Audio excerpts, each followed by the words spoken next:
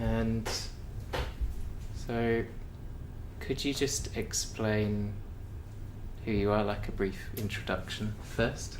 Yeah, certainly. My name's Wei Liu. I work at St George's University of London, and I'm currently a senior research fellow. Okay. And what type of what projects are you currently working on, and where do your biggest challenges lie moving forward in your research? Okay, so the type of research that I do here at George's really falls into two groups, and I suppose one is to find ways you can use pre-existing chemotherapies and other molecules that can be used in cancer patients. We're trying to find better ways of using these drugs, and these can involve different schedules, different regimens, or essentially just different ways you can use those in combination with each other. And I suppose the second part of work that we do is to develop new drugs that can modify the immune system as a way of tackling certain diseases. And the two compounds that I'm working on currently are predominantly cannabinoids, the CBD and THCs, as well as a product known as low-dose naltrexone, LDN.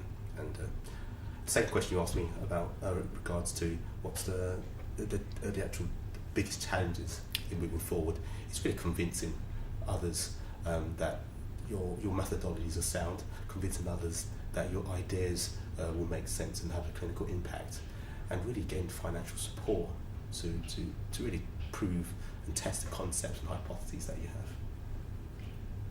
So you mentioned financial support. How big of a challenge would you say that is? It's and is awesome. it more? Is it the financial support that's the main challenge, or is it other people's opinions on that research? It is. It's. I don't know any scientist who wouldn't ask for more money, and I'm one of those people who would say that the more money you have, or the more money you have access to, the better models you can produce. In some situations, you may have to make a decision based upon cost. You can't use one model over another because it will cost you X amount more. Is it a challenge? It is a challenge, but it's a challenge that can be overcome because all you do is that you adapt you adapt the ways that you test certain things. There's many ways you can skin a cow, I suppose, and so even though it's a challenge, it's something that you're conscious of, but it's not there to prevent you from doing the work that you need to do.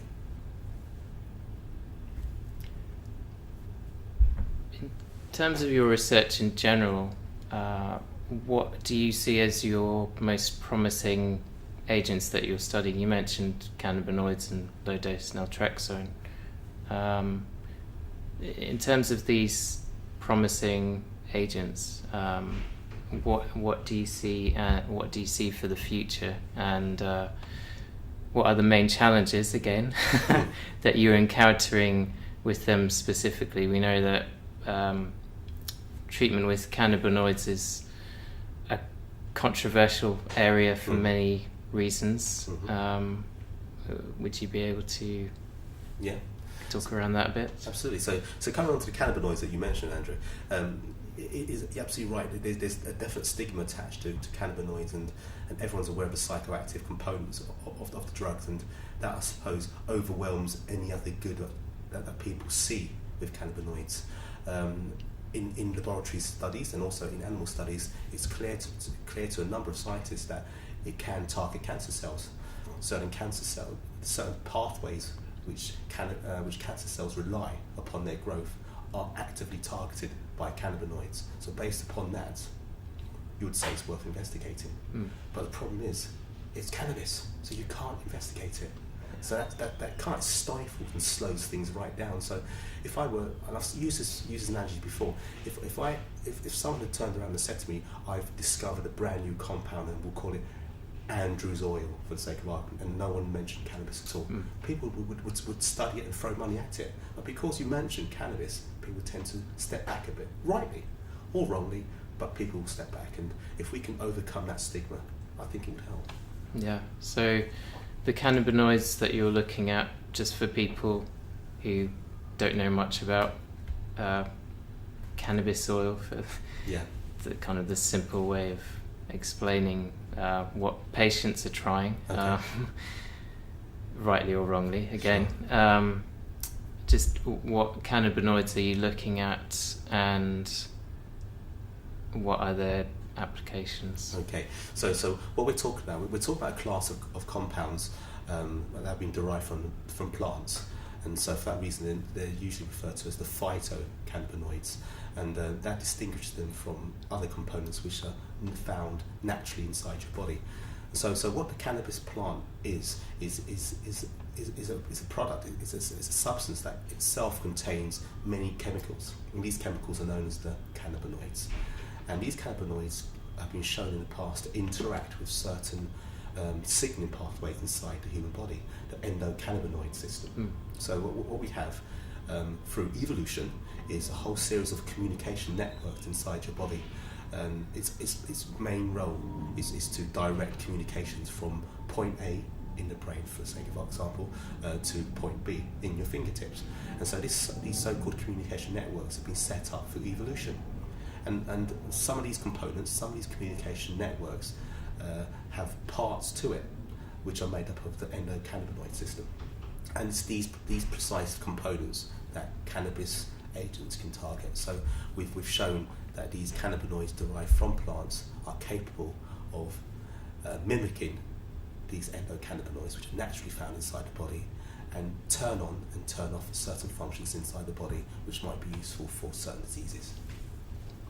Okay. Have we seen this, and just moving forward to well, firstly I'd say lots of patients get very enthusiastic about cannabinoids for brain cancer in particular, and I was just wondering what your how you could maybe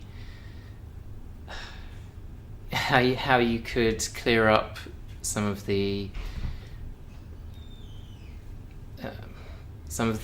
myths that may be out there surrounding treatment with these cannabinoids, and just what ratios you're using of the THC and CBD, and just communicating to people who might be listening, who are maybe patients who are perhaps getting over enthusiastic about the benefits, saying, on its own it's this fantastic cure, and just not maybe understanding all of the whole story about it. So clearing up any confusion there might be. So talking about the benefits, but the possible disadvantages as well. For example, with some cancers, some may say that in some situations it may not be just as an isolated thing, but for some cancers it appears to actually cause more cancer proliferation of those cells. Would you be able to have any ideas on that? That's a very good question, Andrew. And again, I would like to thank you for the opportunity to clarify these, because there are lots of unknowns and myths surrounding the use of cannabis oil, and especially when cancer patients search the internet for more information about possible treatments for their cancer. They're completely open to all forms of treatment, and cannabis oil tends to jump out at you because it's cannabis after all. And so opportunity to clear this up is, I think, very, very positive and very useful. If we look at a cancer cell, and we simply look at the way a cancer cell grows and proliferates inside the human body, it requires certain elements to be active, certain elements to be activated. And if we call these the cancer-causing systems, what we've shown, or what scientists have shown in laboratory as well as in animal studies, is that these cancer-causing systems can be acted upon by certain cannabinoids.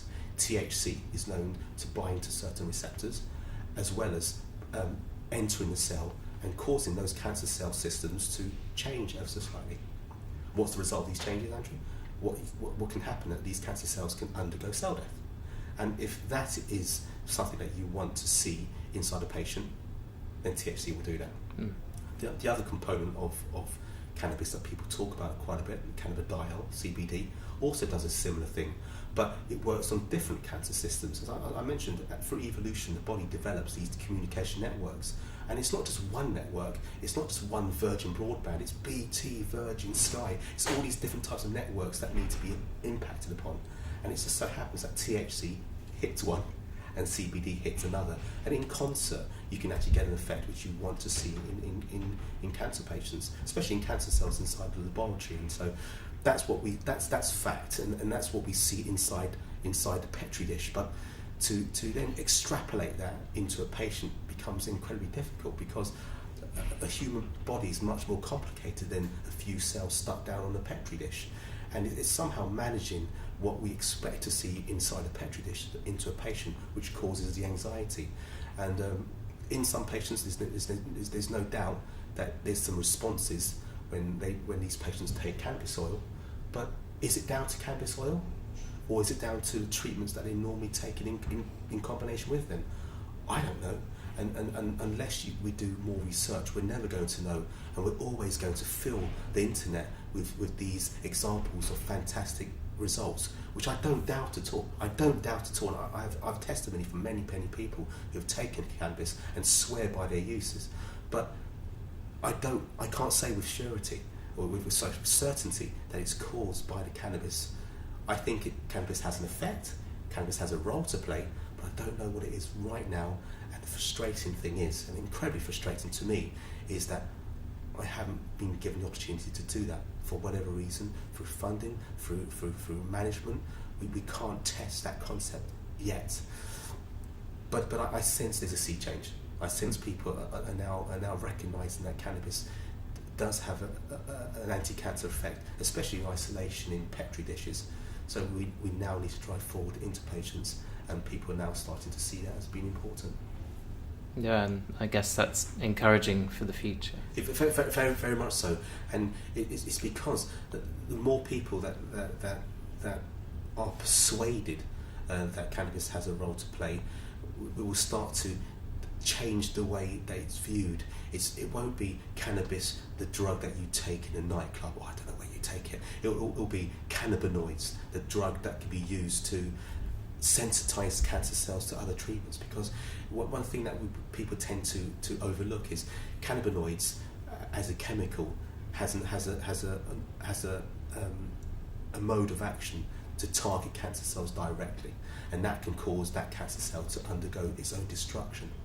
But what it can also do, because it interferes with these signaling pathways, it can actually sensitize, it can actually prime the cancer cell to other treatment. And our recent work from a year or two ago showed that if you were to treat a mouse that had brain cancer with cannabinoids, you could induce a small amount of cell death. Nothing spectacular, but you could nevertheless induce cell death. But what was most exciting was that these mice that had been pre-treated with cannabinoids suddenly developed this strong sensitivity to irradiation, and these mice would then respond much better to irradiation compared to if no cannabinoids were given. And that's how I see cannabis used as a single agent to target cancer cells directly, and also in combination with other treatment modalities to improve treatment as a whole. Yeah, you mentioned CBD as the non-psychoactive compound that seems to also work on a number of signaling pathways, along with the THC. With CBD being legal, what benefits on its own, for example, I'm thinking of quality of life and benefits for brain cancer patients with epilepsy, or just patients who have epilepsy on its own. How does that work, and how could patients benefit from that? Providing it's legal, sure. It's easier to say these things, I suppose. Absolutely. So CBD, you're absolutely right. CBD is non-psychoactive, or has very, very, very little, if any, psychoactivity. For that reason, it's completely legal to use. The good thing if that's the right phrase, about CBD is that it targets these signaling pathways that can drive cancer growth, or at least support cancer's ability to proliferate. So if you were to use CBD in that regard, in some situations, if the cancer type is of the right profile, you can actually induce some level of cell killing. And for other diseases, for other conditions such as epilepsy, CBD has recently been shown to be quite effective with a certain type of epilepsy. But this surely just reassures people that there's something to be looked into much more deeply if it can have an effect in certain forms of childhood epilepsy. There's no doubt there's other conditions which would be quite responsive to CBD therapy, and because it's not psychoactive, this will allow people to use it without fear of using it. And it always concerns me where a person who is worried because they have certain forms of cancer, and they feel that they've lost control and they can't control their own destiny and they can't decide their own fate. The last thing they want is more worry and angst when they've decided in their own mind that they want to take one form of therapy. It's now not open to them because of other things which they shouldn't need to worry about. That's something that always disappoints me. But something like CBD, that hurdle's already cleared, and if it works for them, and when nothing else works, I don't see fundamentally an issue with that. Of course, there's other considerations, but fundamentally, there's issues that don't need to be there. Speaking of CBD again, Yeah. would there be any possible interactions positively or negatively with the standard of care? I'm thinking of during radiotherapy, having CBD, would that help to sensitize the tumour to radiotherapy more, and how would that show itself? Yeah. So again, that's a really good question, because it's one thing that's important to consider is interactions of these drugs such as CBD with the standard treatment modality, because the last thing you want to do is to antagonize or counteract anything else that you're taking in concert with the treatments. There's lots of studies to show that CBD can be used in combination with certain anti-leukemic agents favourably. But the flip side of the coin is that you can also antagonize. So it really is a case of depending upon whether or not the particular profile, the particular type of cancer that a patient has, would it be susceptible to an interaction which was negative or positive. So I suppose the take-home message is that no one really knows, and that would be the honest answer. So I'm not advocating the use of CBD with other treatments unless that has been studied or at least spoken about with the clinicians.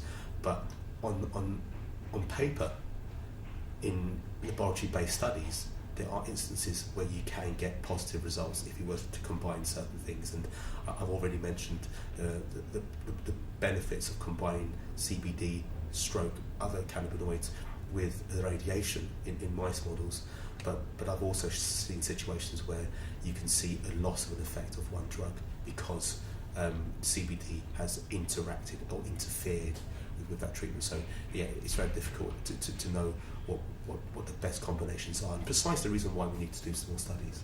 Yeah. An interesting question for you. Are there other ways of activating the endocannabinoid system? For example, I hear people talking about echinacea, and also even about dark chocolate, so 100% cacao. Yeah. And I've heard of athletes when they get the runner's high, supposedly this is activating certain cannabinoid receptors. What's your opinion on that? Yeah, so I suppose it all stems back to the endocannabinoid system, and again, in my simple interpretation of what it is these communication networks, and as the human evolved through many millions of years, these communication systems were laid down, and the building blocks of these communication systems, these communication networks are varied, and they can differ from system to system, from network system to communication system throughout your body. So if one of them happens to be of the ilk of endocannabinoid, then anything which can act upon that can actually induce that high or induce an effect that you want. So you mentioned all these natural botanicals. I'm a firm believer that if you have a botanical chemical, a compound which is of the right shape and the right structure, which can interact like a lock and key.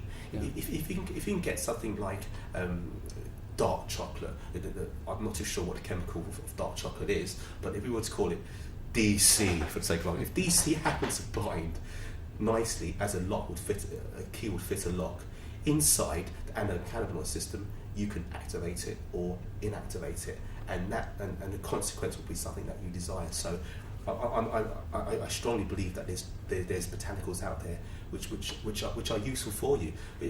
There's precedence for it. We know about aspirin. Aspirin is from a plant. We talk about etoposide, that's from a plant, and that's a drug that's been used for 20, 30 years to treat certain forms of leukemia. We've talked about antimalarials. There's something called artesunate, which comes from a plant, which works fantastically. And it's used for malaria, but it also has an anti-cancer effect. Hang on, how did that come about? But because it's biological in that regard, and botanical in that respect, there are situations where it can bind to certain proteins inside the body. And so I've no doubt that there's many things out there which may be useful to fight certain diseases. It's just really locating the right ones, purifying them out, so we have a pure form of that substance and use it to our advantage to treat certain diseases. And I believe that profoundly. Many people anecdotally say that they get better sleep with CBD. Yeah. How does this interact with melatonin production, keeping in mind that melatonin itself, melatonin produced by the pineal gland, has potent anti-cancer benefits on its own? Yeah. So quite a few patients report they have much deeper and better sleeps when they have CBD, and most of these, a number of these patients can have epilepsy. But if we separate them out, first of all, to the epilepsy patients who take CBD, they tend to sleep much better.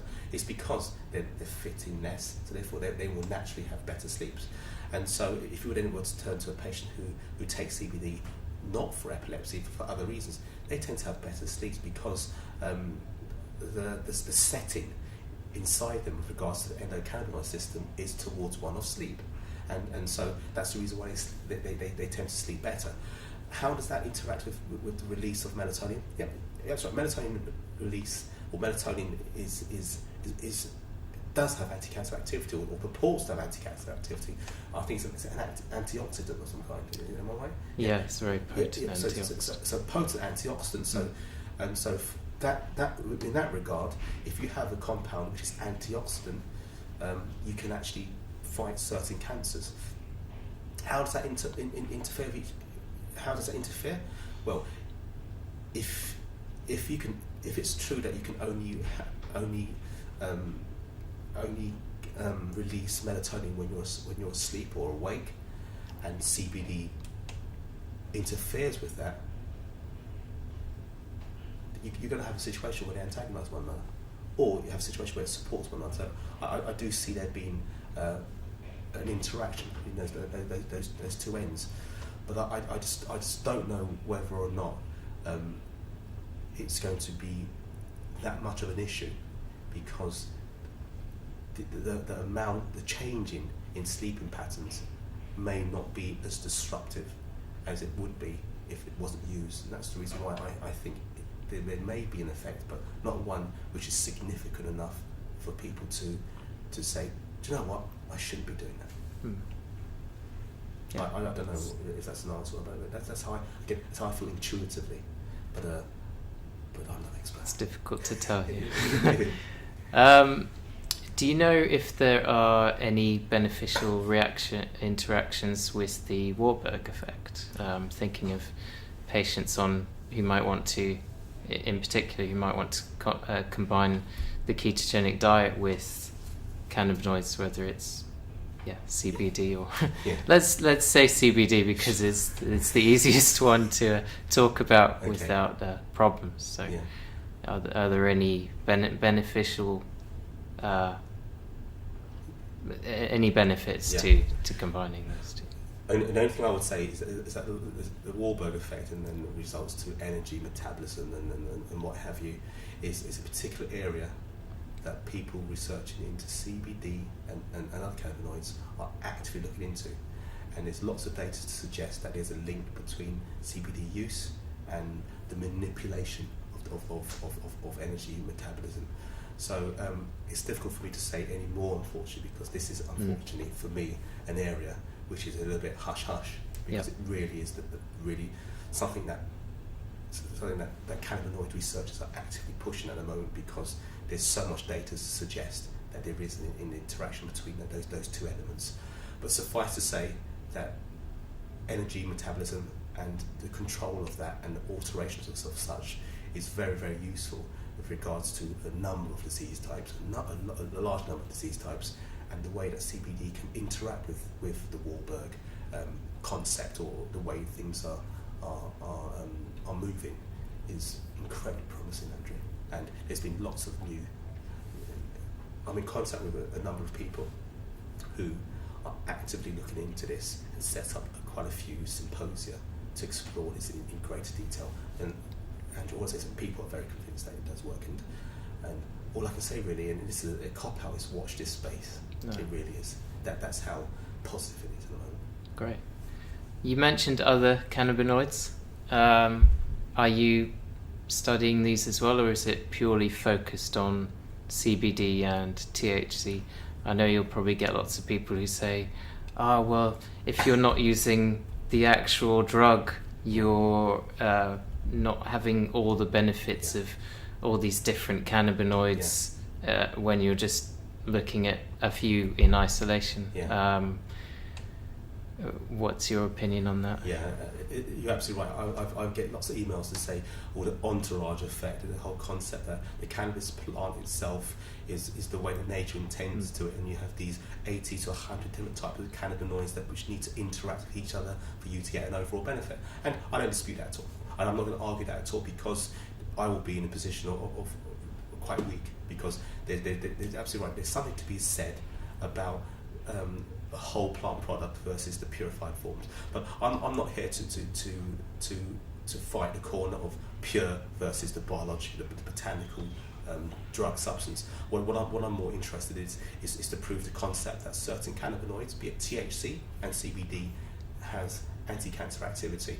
And if I can show that THC and CBD and convince others that to be the case, I think that step forward is much more important than saying we should be using cannabis as the whole plant, because that will open the doors to people who want to legalize cannabis for other reasons, and it's not an argument that I want to get into.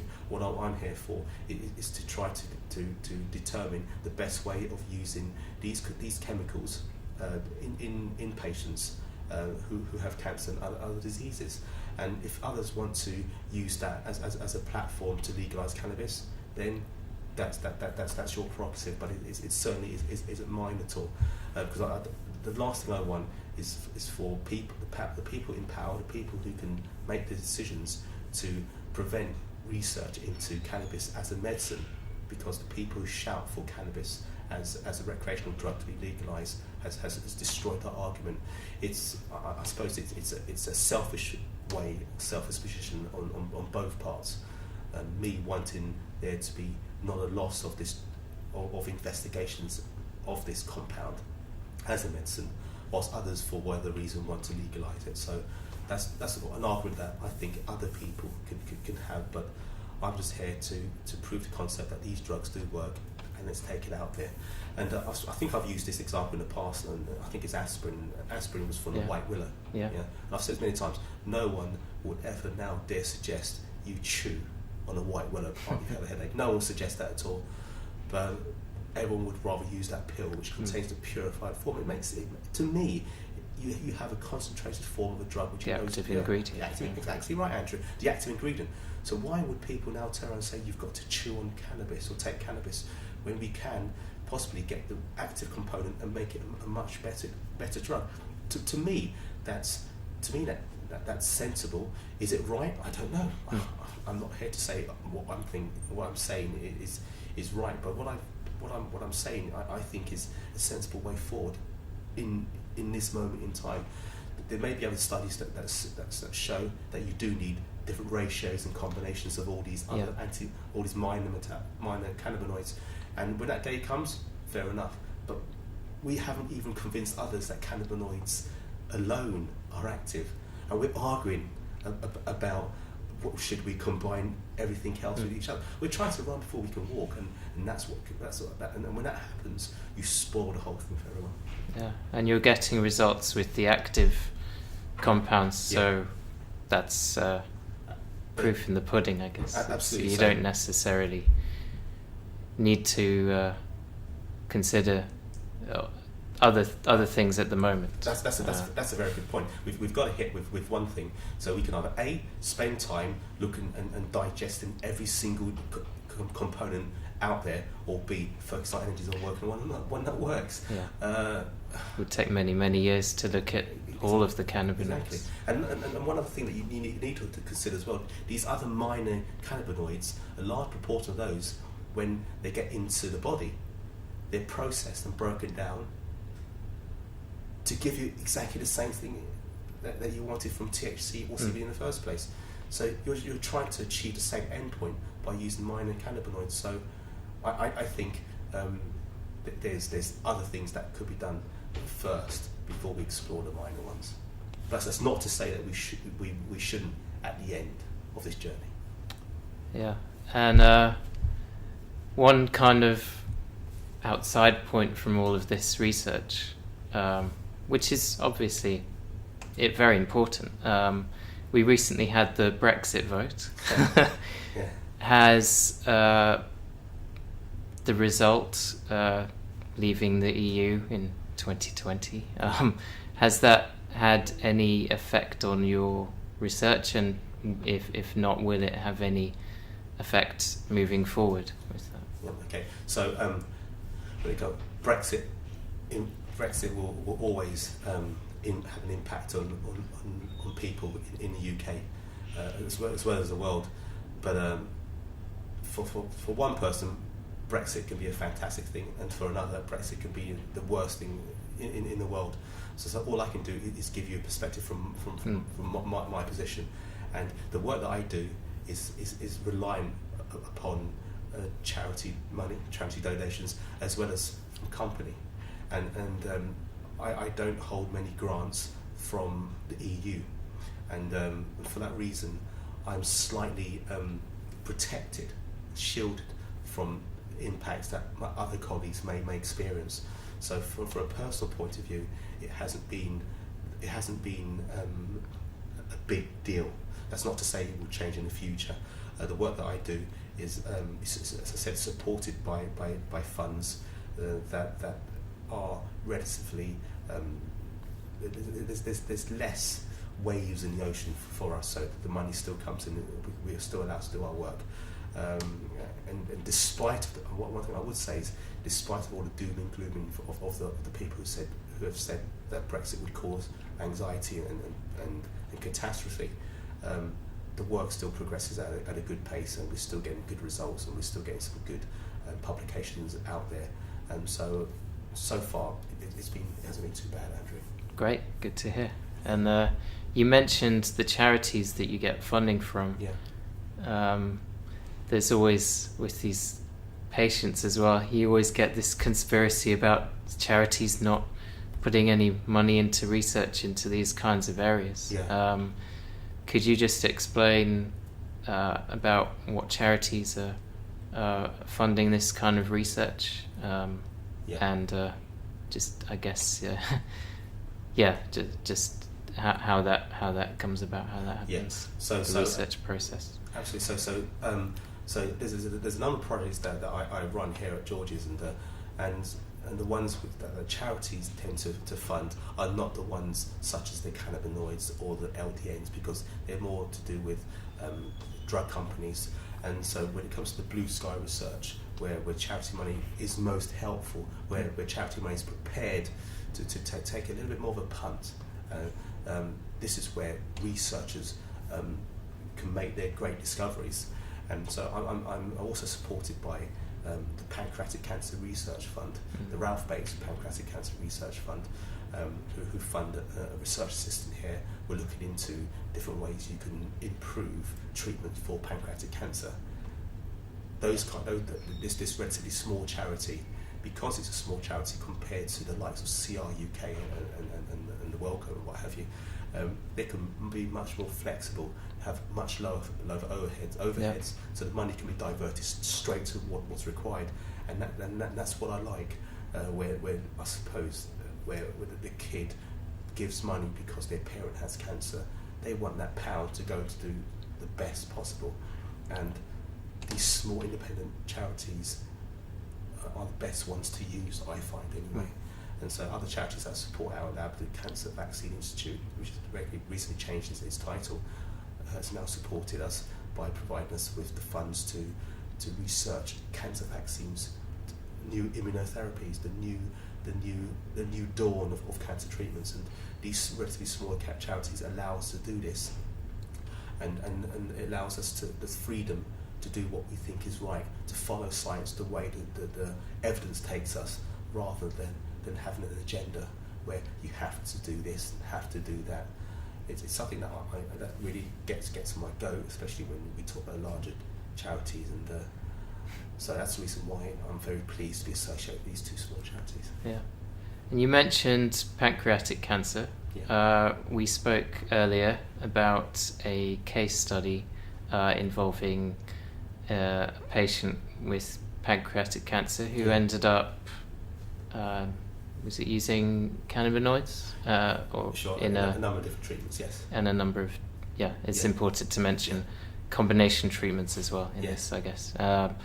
And she ended up living for 4 years, which for pancreatic cancer is pretty phenomenal because the prognosis is so poor, and it's actually one of the most common cancers as well, even though it gets very little funding, next to no funding. Absolutely. So would you be able to just talk again about that case study? Absolutely. So this patient was a patient of Professor Angus Dalglish here at St George's Hospital, and this patient presented to him with pancreatic cancer and who seemed to be failing other treatments, and she was on the standard treatment of gemcitabine, and it got to a certain stage where the treatment wasn't working as well as it should be working. So Prof Dalglish has a fantastic brain and can absorb lots of information, and he realised that by using combinations with different types of treatments, there was a possibility you could improve overall activity. So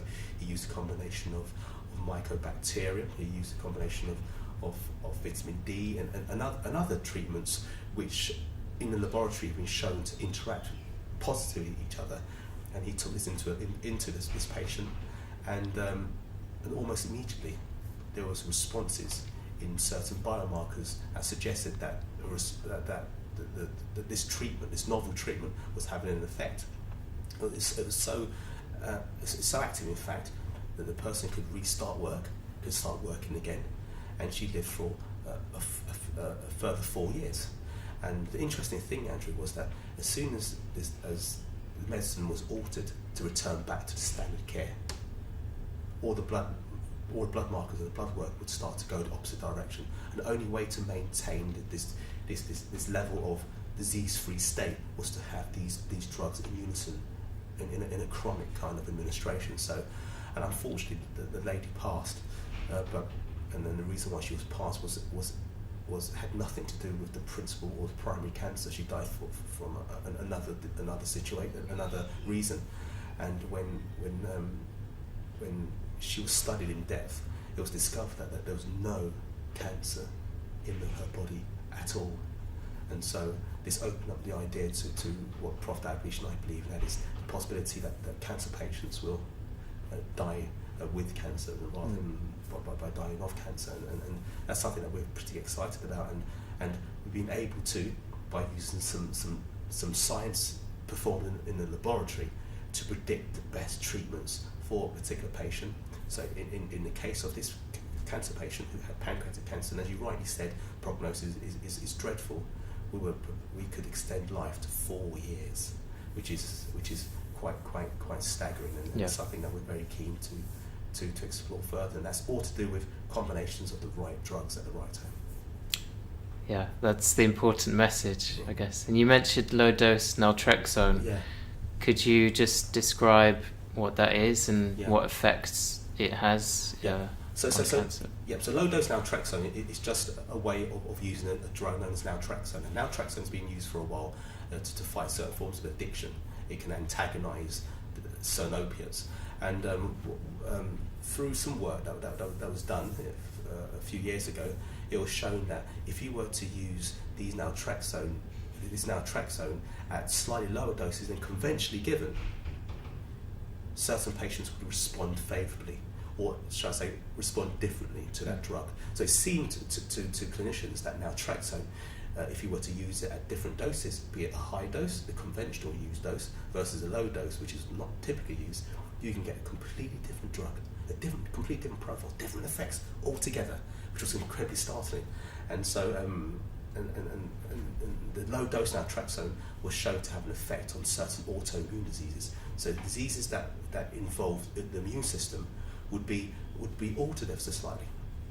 Cancer could also be ever so slightly changed as well, depending upon on whether you're not used high doses or low dose naltrexone. So a whole series of work was initiated by myself and with Prof. Dalglish as well about 3 years ago, and we wanted to understand what it was that was happening to cancer cells if they were given these different doses of naltrexone. And we showed that at lower doses, a completely different set of genes were altered in cancer cells if you were to use low dose naltrexone. And what does that mean? Well, it means that this drug, when used this way, can be anti-cancerous rather than the common accepted anti-opiate effects. So we embarked on a whole series of research which showed that you could actually cause the death of certain cancer cells in certain situations if you were to use low-dose naltrexone. And it's something that really, really excited us, and it's something that we're driving really hard to prove and to get into patients. And it's something that we envisage happening over the next year or two. So this is a universal thing, or are there some cancers that seem to respond much better than others? Yeah. So. And why would that be? Yeah. I should point out that the cancers that we tested are known as cancer cell lines, which are isolated cells from a cancer patient from many years ago, and they're used as a model of drug activity and as a possible representation of a particular cancer type. And the 2 or 3 types that we've investigated involve those of the lung, the breast, and of the colon. And in those 3 cancer cell types, the drug seems to be having an effect at lower doses, which is particularly promising. The work we performed also showed that the way you use low-dose naltrexone can also impact upon its anti-cancer action. So if you were to use it one way, you get a much better response than if you were to use it another way. And so I suppose this opens the door to the idea that certain drugs out there which are effective can be made more effective if you were to use them much more elegantly. And so, you're right in saying that it may not be universal, purely because I haven't tested all the cancer types, but in the ones that we've tested, I would say a good proportion of them would respond in some form or another. Again, the caveat must be these are all in laboratory-based studies, and that we haven't really tested it in humans yet. And I don't know whether or not at the moment if it would transpire that it's useful in patients. But there is lots of anecdotal evidence, there's lots of testimonies from patients who have self-prescribed and swear by it. But again, whether it's due to low-dose naltrexone or not, I don't know. It's the same story as the cannabinoids, but there's something in it.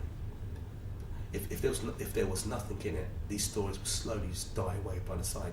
But people talk about it because people sense that they're getting a response that's good for them, and I'm never going to deny people that. Something that lots of people will ask about after finding out all of this information is about clinical trials, and have there been any real clinical trials on either the cannabinoids for specific cancers, or low-dose naltrexone, or even a combination of different drugs, as in the case study that you mentioned? There are always clinical trials coming to the fore. As soon as they get funded, they tend to go in quite quickly. If we talk about the cannabinoids first of all, there's a number of trials that are ongoing throughout the world, which are looking at the activity of cannabinoids in patients with different forms of different forms of cancer. A number of those involve safety testing rather than activity testing, but nevertheless there are clinical trials out there, and it's slowly increasing in number, but they're few and far between. LDN hasn't been tested yet. That's precisely what we're trying to drive forward now. We're trying to get enough support to drive clinical trials forward, and I'm hopeful that that'll take place very soon. And also with regards to this case study where this patient seemed to do very well with a combination, the principal combinations involve gemcitabine with a drug called lenalidomide and possibly with a mycobacterium product, and it's a combination of these three with other things supporting it in the periphery, which we believe gave this fantastic result. And a very recent clinical trial along similar lines, which was performed by a series of doctors, but really driven by Prof. Dalgleish, was positive, and that was in the news about 3 weeks ago, which talks about its activity in metastatic pancreatic cancer, and I think it made the front page of the Guardian. It's something it's particularly proud of. So yeah, there have been clinical trials, and it's slowly increasing in number, but unfortunately, I'll say it's with deep frustration that it's incredibly slow, and the wheels of change take so long to turn, but they are turning nevertheless. Yeah, and I think that's important. So you mentioned about how this was in the Guardian a few days ago, which is quite interesting.